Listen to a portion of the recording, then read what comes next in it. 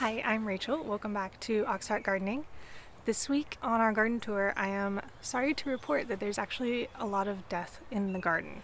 So as you saw, things were starting to warm up, and this is deceptive spring. There's actually a funny meme that goes around with the stages of false spring here in the South.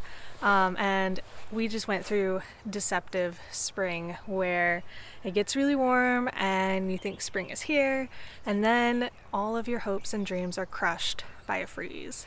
And that is exactly what happened.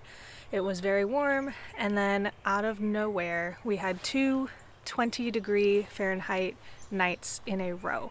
And the problem with this is a lot of the plants out here, while they were going through stuff like that all winter, because we had such a nice long period of warm weather, they were not prepared for it to be that cold that suddenly.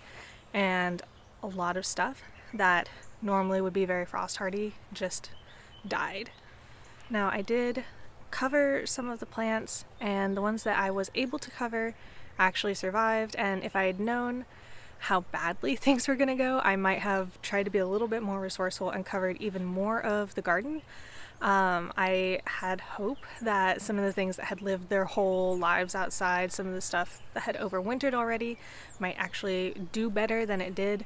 And if I had known, I would have just covered everything that I could have.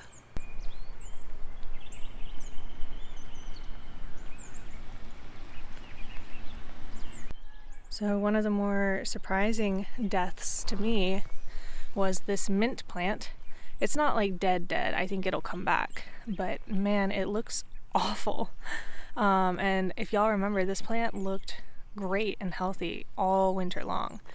And all it took was this sudden snap to really decimate it, I would say. And that is the first of many. You'll see my radish seedlings here. They're not 100% dead, but I don't think they're coming back. I'll probably have to plant fresh radish seeds. But you can see the stuff that I did cover actually doesn't look so bad. I was able to put sheets over a lot of the fava beans. And as y'all know, these are mildly temperamental for me. And these look absolutely fine. You can see, let's see if I come down over here.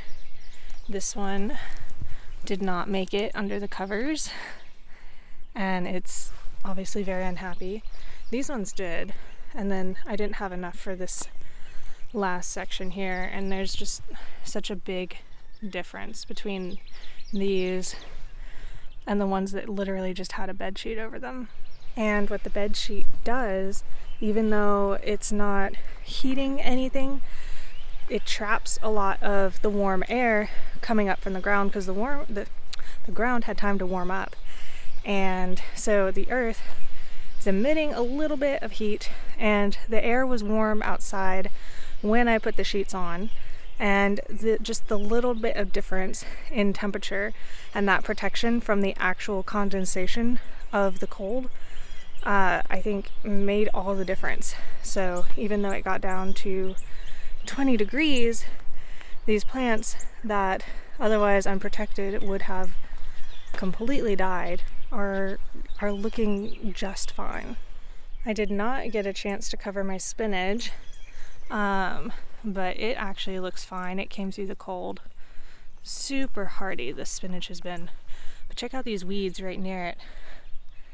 Very, very unhappy. And I was actually really glad to see that this lettuce pulled through. It's got some crunchy, unhappy leaves near the bottom, but it's got enough healthy leaves here on top that it will survive and be just fine. The kohlrabi doesn't look great, but it doesn't look fully dead. And I'm wondering if this cold will actually trigger it to bulb up a little bit more. So if we move on over here, you can see the garlic over here looks fine, like nothing happened to it. But the onions are not very happy. I don't think that they're dead, but they have definitely been set back a little bit. You can see the center leaf is still firm and green on these.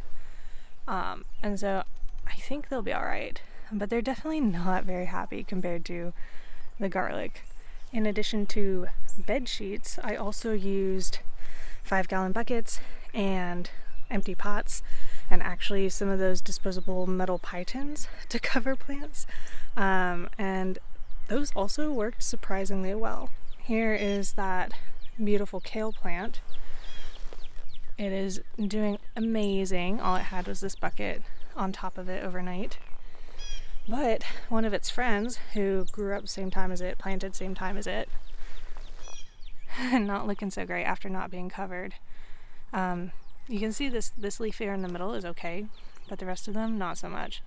And so this plant, even if it survives, is going to be very stunted and not very productive.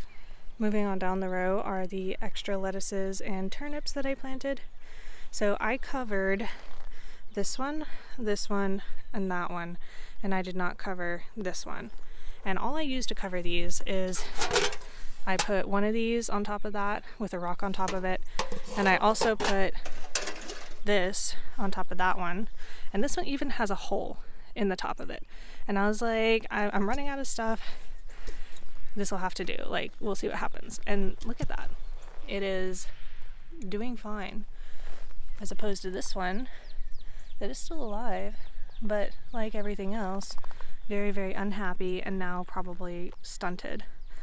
And I was actually surprised to see that the turnips did as badly as they did, because these are supposed to be pretty hardy in terms of cold.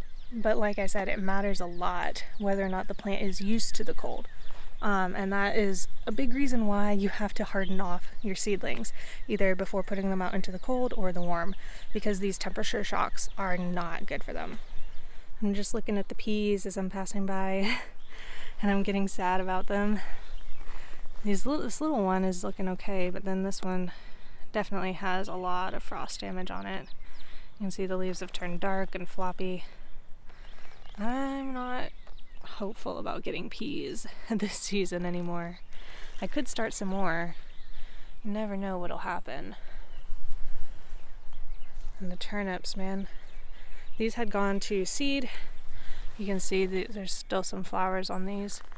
And the beets, absolutely crushed by the freeze. These look awful. I don't know if they're going to survive or not.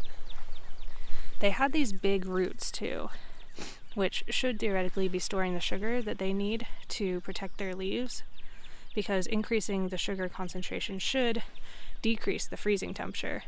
But like I said, it happened so fast and it was so extreme. They probably just didn't have time to prepare their little leaves. Looking pretty sad from here. These onions on the inside of the trellis also flopped over. And the peas over here actually look a little better than those ones that I showed you. But still not great. Last week I harvested these 2 cauliflowers, and I'm glad I did, because they probably would not have done very well with the freeze.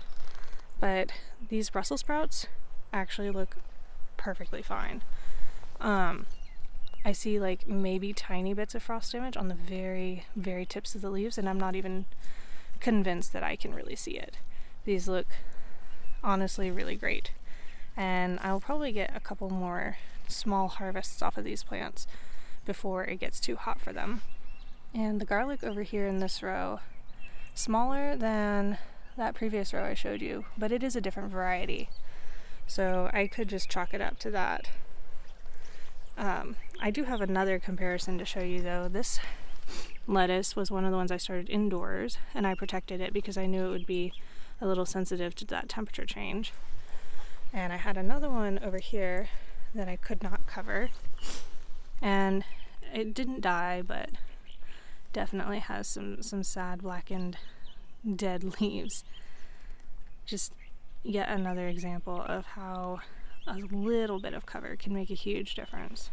I used to see people putting frost fabric on their gardens, and I'd look at it and I'd be like, that gauzy stuff is good enough to protect these plants.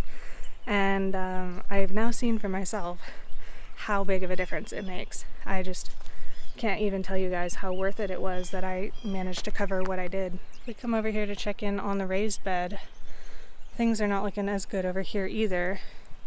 While the cilantro has really floofed out while I haven't been looking.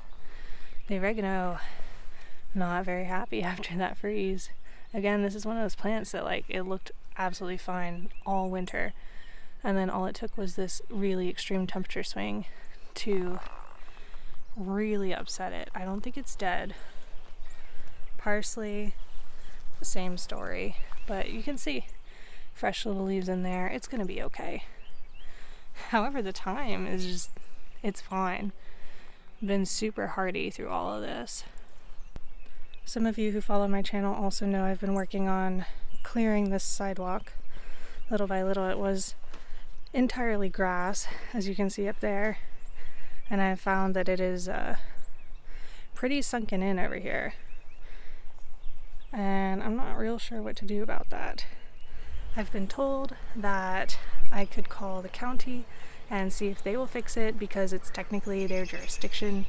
But who knows if they'll actually come out here and do anything. And if they do, that's right by the garden, right there. You know, I cannot trust them to not barrel over all my plants, or, you know, even if they're being careful, just like stepping all over everything. So I'm gonna have to think pretty carefully about whether or not I want to actually get that addressed or just leave it, especially since I'm a renter and this is like probably not my problem long term. Anyways, I hope you guys enjoyed this update, even though it's been a little sad. It's definitely a learning experience for me. I will be way more vigilant about covering stuff when it gets cold like this, and maybe even invest in some frost fabric going forward, not just for stuff like this, but for sort of keeping things a little better protected when it gets super cold. Thank you guys for watching. As we come into the spring season, I hope to be ramping up the content that I'm providing for you. So if you have any specific questions or topics that you want me to cover, please let me know in the comments. And until next time, I wish you all happy gardening.